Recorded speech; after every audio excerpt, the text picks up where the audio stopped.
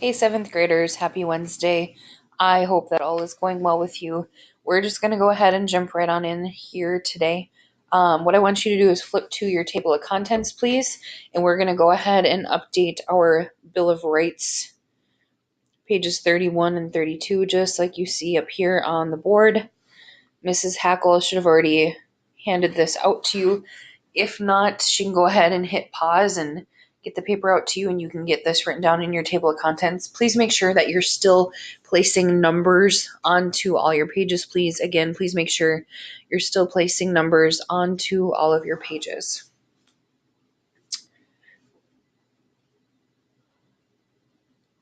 Once you have this copied down, I'm actually going to have you flip to page 30. We're going to start with parts of the Constitution today.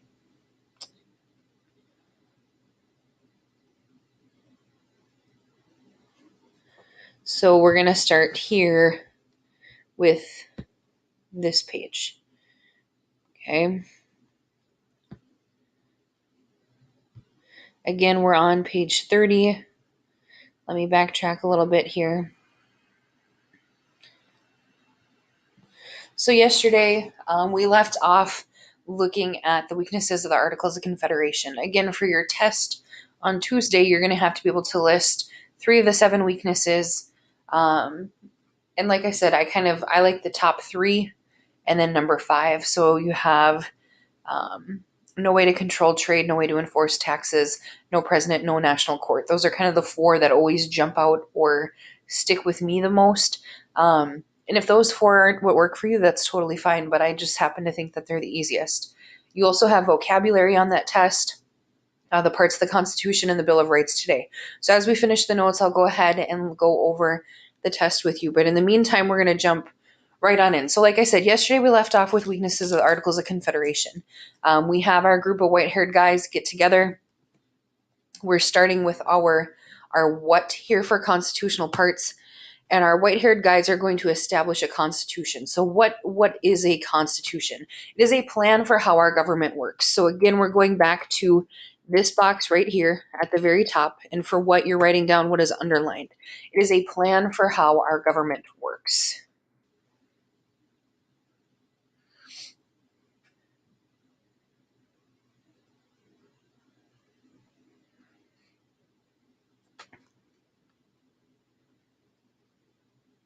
So who wrote and signed this thing? Again, we have 55 white-haired delegates representing all of the states except technically Rhode Island. So I think your who, if I'm not mistaken, goes on the bottom left-hand corner. Yes, bottom left-hand corner. 55 delegates representing all the states except Rhode Island.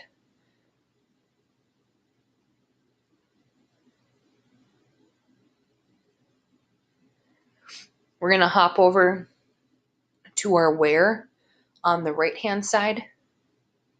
Again, if you need more time, I know the video can be paused. Where is this happening? We have Philadelphia, Pennsylvania on September 17th, 1787.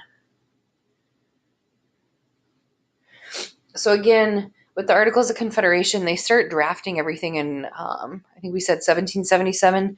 It wasn't adopted officially till 1781. So they run with this form, that weak government system, for about a good 6 years before the Constitution is adopted.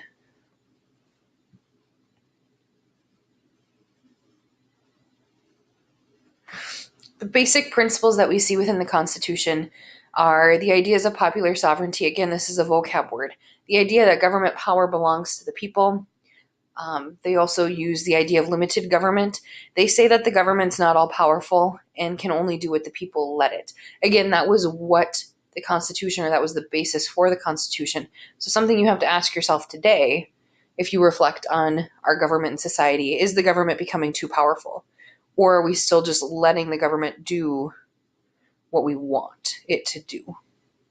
We have the separation of powers. So I briefly talked about this yesterday in our lecture. This prevents one branch from becoming too powerful. So this is that checks and balance system. With the Articles of Confederation, all we had were a national Congress. With this new government with the Constitution, we have the executive branch, the judicial branch, and the legislative branch. And so this is our way for each branch to kind of keep each other in line and not allow one to be more powerful than the other. So while the president might be in charge of our country, Congress is just as important as him and has just as big a role in the government as he does, just like the Supreme Court. It all goes hand in hand. And then we have, lastly, there that idea of federalism. So federalism is the division of powers among national and state governments. And basically whatever the national government does not outline falls to the hands of the state. And then the states are in charge of those individual things. So looking at part 1, this is your preamble. I think part 1 is on the left-hand side, if I'm not mistaken. So you'll write down next to part 1, preamble. And what the preamble does, it tells us why we need a national government and what the goals are. Again, think of it like the introduction. It tells us why we need this government and what the goals are.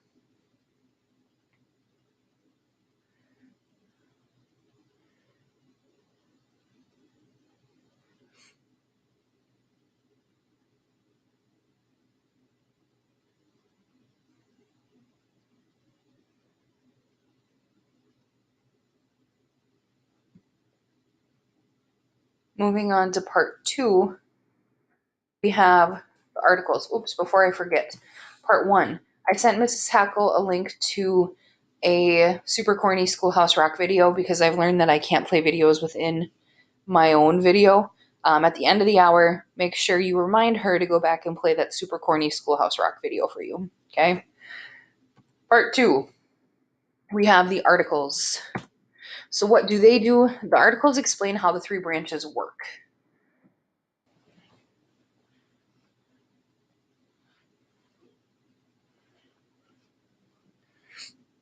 Again, within these 3 branches, we have the judicial branch, the executive branch, and the legislative branch.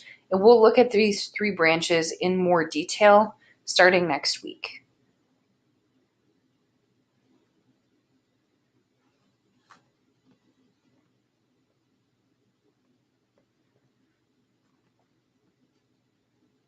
Yeah, I like to call the branches gel.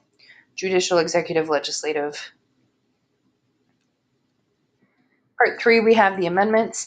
What do they do? These amendments gave Americans personal rights that were missing when the Constitution was signed. Again, when they create the Constitution, you guys, it just had the preamble and the articles. Basically, this is why we created the Constitution. These are the goals. This is the role of the 3 branches of the government. And it was all fine and dandy, and then they go, after it was all signed, again, because an amendment is that official change, right? Or an addition. And those white-haired guys go, oh no, right? We totally forgot to give the citizens their rights.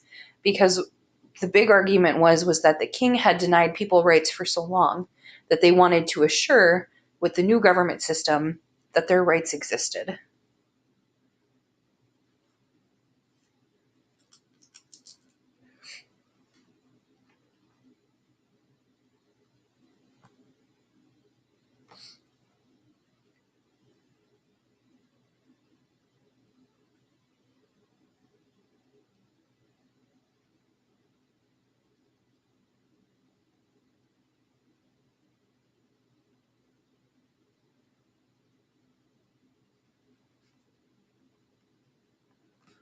So to remember these parts, because you will have to remember the first part, the second part, the third part for your test, I like to use PARAM for an acronym. So the P from preamble, the AR from articles, and the AM from amendments, PARAM. Kind of like Perham. My grandpa always called it Perham. He'd ask how I was doing, and he'd always ask, how are things in Perham today? So PARAM is kind of stemmed from my grandpa's really, really, really bad joke when I first started teaching. And I use that to help remember, again, the 3 parts, because like I said, guys, on the test, you will have to identify the first part of the Constitution, the second part, and the third part. So if PARAM works for you, perfect. It works for me. It's not going to work for everybody, but give it a try. All right, jumping right on into the Bill of Rights. So now we are flipping over to that new that new page of notes that Mrs. Hackle should have handed out to you today. This is page 31 and 32 in your binder. If you look, we have these beautiful little boxes, and what we're doing, each box will get an amendment. So like amendment number 1 will go here. Amendment 2 will go in this scroll. Amendment 3 over here in that scroll.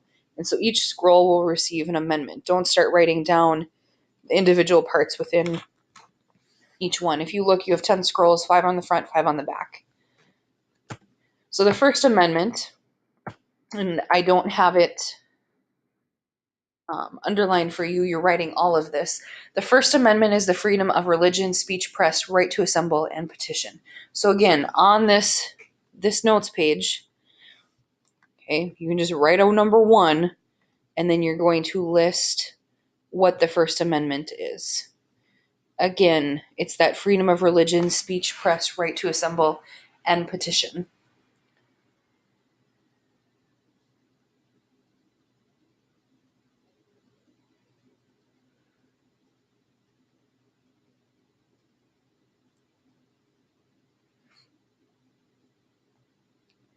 Now, when we talk about these things, the First Amendment is the one amendment that's most easily misunderstood.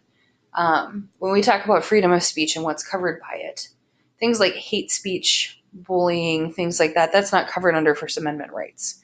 When we talk about the freedom of the press, that's obviously going to be the newspapers reporting, things like that. The right to assemble obviously would be coming together, like we see there on the right. The right to petition could be like what we see there on the right, or it could be simply, those written petitions that people sign.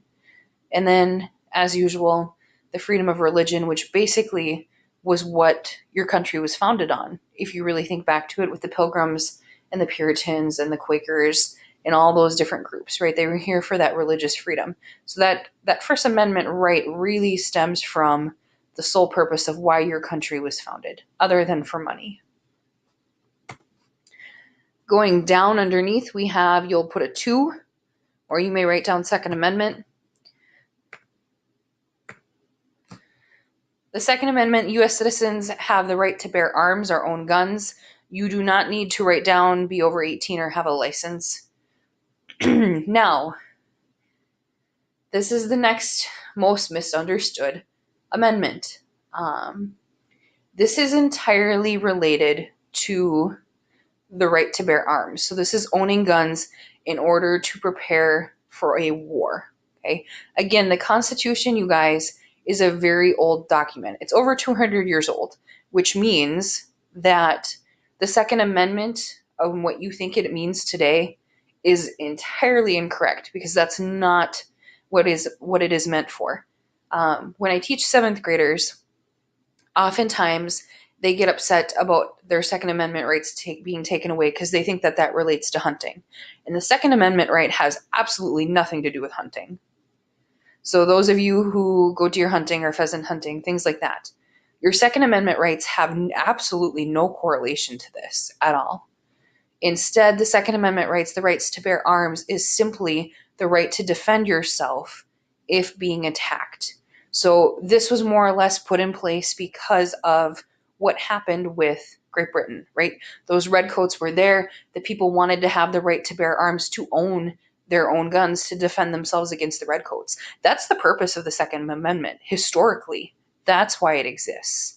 So again, when people think it has something to do with hunting and things like that, that's not what it was founded on. So if you've always been intrigued by the Second Amendment, you really should look at the history of why it exists, because odds are it's not there for the purpose that you think it is. It was never intended for self-defense from one person to another. Again, it was more or less put in place to have something to protect themselves against foreign enemies, was the purpose. Third Amendment. The right to not have soldiers quartered in a person's house without consent of the owner. So more or less, in layman's terms, if you want to shorten it up, you do not have to house soldiers. Again, you do not have to house soldiers. And again, think back, because like I said, all of these are based on historical happenstances, right? You have to think back to that act. What act was passed by Parliament that forced the people to house the redcoats? And if you think back, it was obviously the Quartering Act, which is, we see that word appear right here. So the Quartering Act left such a big influence on the colonists. They despised it so much that they made sure, as per their constitutional rights, that it would never happen again. So again, when I talk about that historical context, especially with the Second and Third Amendment, you really, really, really need to keep that into account and remember that. So again, to shorten up the Third Amendment, short and sweet, you do not have to house soldiers.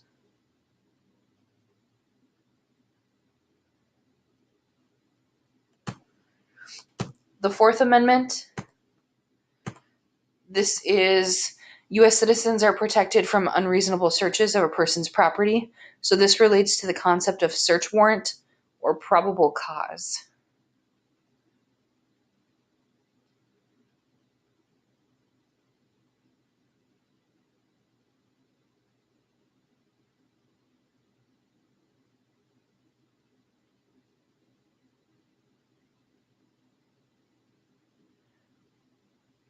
So every time I think of the Fourth Amendment, I hold up four fingers where my thumb is tucked in, and I throw my hands over like I'm knocking on a door, right? There's actually a whole set of finger tricks to help you with remembering the 10 Amendments. But number 4, think of knocking on that door, right? You need to have a search warrant. You have to have probable cause. The police can't just come in and search your house. They have to have a reason to do so. And if they don't, then they're in violation of your Fourth Amendment rights. Fifth Amendment, again, if you're in need of more time, I know Mrs. Hackle can pause the video for you, is the right to due process. So this is that concept of eminent domain, double jeopardy, or the right to remain silent. When we remember this for our test, I always think I put up 5 fingers and I put them on my mouth, right? Like I'm covering my mouth, the right to remain silent. That's how I remember my Fifth Amendment right. And again, we have those vocab words of double jeopardy and eminent domain that are thrown into the Fifth Amendment. The Fifth Amendment is actually fairly lengthy. Again, within that too, you see the word due process, also a vocabulary word. So the fair application of the law, which means that eminent domain is applied fairly, double jeopardy is applied fairly, and the right to remain silent is always promised to you.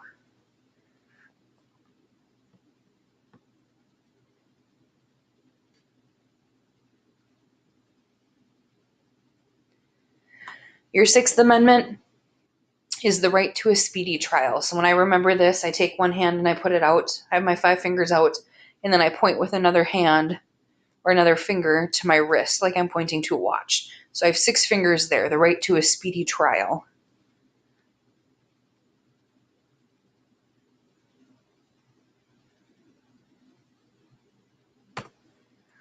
The Seventh Amendment, it guarantees the right to a jury trial in most cases, usually over $20. $20 today, not enough reason to warrant a jury. Back then, absolutely. So again, you kind of see that idea of a historical context. So when I remember the Seventh Amendment, I actually hold up 7 fingers. And then if you take the 5 and you turn it into a 0, you obviously have a 2 and a 0 there. So that's how I remember jury trial, in most cases over $20. Again, I'll get you set up here with some videos probably on Monday to help you review a little bit for your test that's on Tuesday.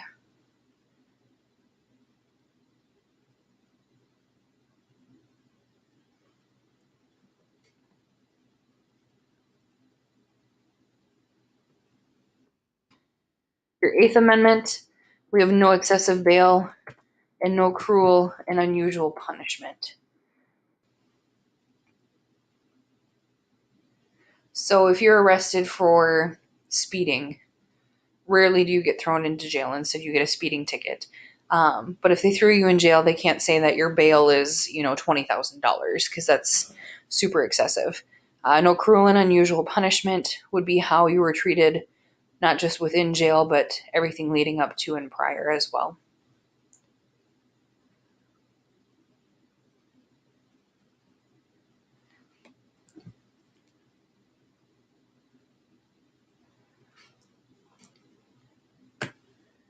The Ninth Amendment, the Bill of Rights cannot deny other rights previously held by the people.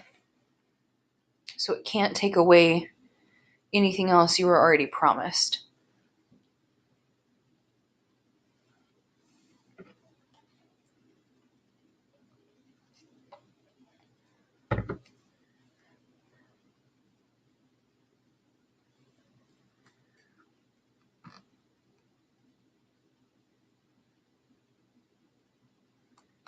And the last amendment, the 10th Amendment, it states that the states hold the powers not given to the federal government. So basically, again, anything not guaranteed by the federal government falls to the hands of the states.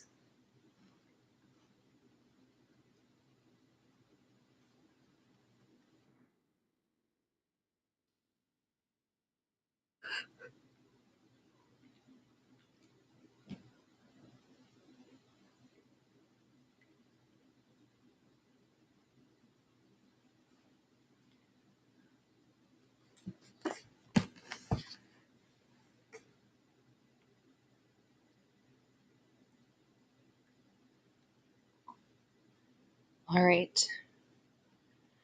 Mrs. Hackle needs to go back and hold that there for a little bit. She can. I do want to go over the test with you here just to kind of show you. Again, this test is going to happen on Tuesday of next week. So to break it down, we start with the Constitution. So this is 1/4 of your test. It's 10 learning targets, and you have 9 questions there. So I ask, what is the Constitution? Who signed it? Where was the Constitution signed? The first part, the second part, the third part. And then I ask the purpose of the preamble, the purpose of the amendments, and the purpose of the articles. So again, everything that you literally took notes on today is what you are being asked on your test. Okay. The next part is the amendments. If you look here, it says to please correctly number each amendment. You will use numbers 1 through 10. So we start here, the right to bear arms. Obviously, the Second Amendment, you would write a 2. The right to a speedy trial. You have your finger pointing at your watch. That would be a 6. Right? Freedom of religion, press, assembly, petition, you'd put a 1. So you're literally just numbering them on the side and identifying them. I don't make you write out what the First Amendment is. Again, you are just numbering them.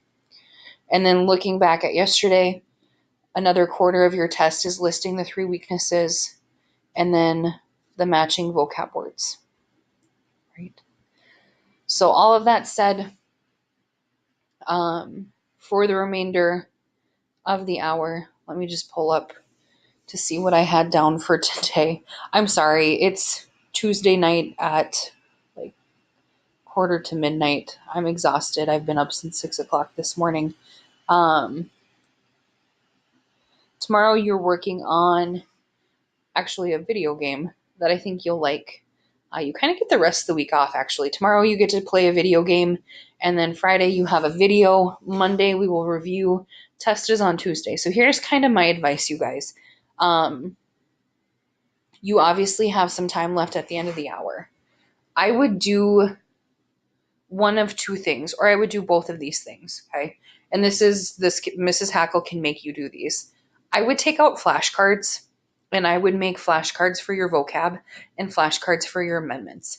If you don't have flashcards or note cards, I do have that card stock in the back of the room. You can take it out, fold it in half, write and cut in, or cut up your own flashcards. And so actually that's what I'm going to have you do for the rest of the hour. I pick either vocab or amendments, but if you have time, do both of them, because if you have that done, it's such a good study tool. You're going to review Monday and your test is Tuesday. So if you don't look at this over the weekend, you are going to be cramming hardcore on Monday. Bottom line, this stuff is hard. You've seen what the test questions are for parts of the Constitution. You really could make flashcards What is the first part of the Constitution? What is the purpose of the amendments, right? You could go through and do all that. Where was it signed? What is the Constitution? So knowing what you know about the test, I really want you to stop today and make something to study off of. Tomorrow, you will need a Chromebook. Please make sure it is charged fully. And then be patient, because I think the internet is going to cause some issues. And so some of you might have to scatter occasionally into the 7th grade house just to pick up a connection. If that's the case, you are to be quiet because there are other classes going on. Mrs. Hackle has a copy of the Unit 3 Part 2 tests. I'm still working on grades. Today was kind of a rough day. We had an early morning ultrasound, and things with the baby are okay. By the looks of it, I'll probably be delivering early within the next 2 weeks. And at this point, the baby is about 2 pounds. So I'll be spending a lot of time up in Fargo here at the NICU. The baby has every reason to survive. They don't have any doubts about anything like that, but basically with what's going on, like I've mentioned before, my placenta, basically what's feeding the baby and taking care of the baby, is becoming more and more toxic the longer it stays in my body. So the only way to fix this is to take that out, but if they take it out, they have to take the baby. And so the baby did not grow enough in the last 2 weeks that I've been here. So we're kind of looking at, again, having an emergency delivery at any point. And they're trying to just get us mentally prepared for the next 2 weeks. So I'm trying to rush to get some lectures taped here and get grades updated. But if I go MIA for a little bit, please know that it's because obviously I have to have this baby. And then just healing up and adjusting, because they'll end up doing a cesarean. So they're more or less cutting my right below my belly open and taking the baby that way. But like I said, absolutely no reasons to worry. The baby is in super good hands. I'm safe. We're in the best place possible. I suppose the upside to it, because I'm trying to find some positives, is that while the baby is in Fargo, once I do a little bit of healing, I'll be able to come back and say hi every once in a while and visit with you guys. So that's kind of my silver lining to kind of how crummy of a situation this is. So I appreciate all of you who have been super patient. I appreciate you for being super respectful to Mrs. Hackle, because I have no doubts that you are behaving the way you ought to. And again, I appreciate your ability to kind of cooperate and roll with the punches here, because I don't know about you, it's been a long 2 weeks and I really miss you guys. So again, thank you, thank you, thank you. All right, go ahead, start making those flashcards, get them done, and you'll be hearing my voice again probably in a week. I think you get a week off, so lucky for you. All right, you guys have a great week, and I will talk to you soon. Bye.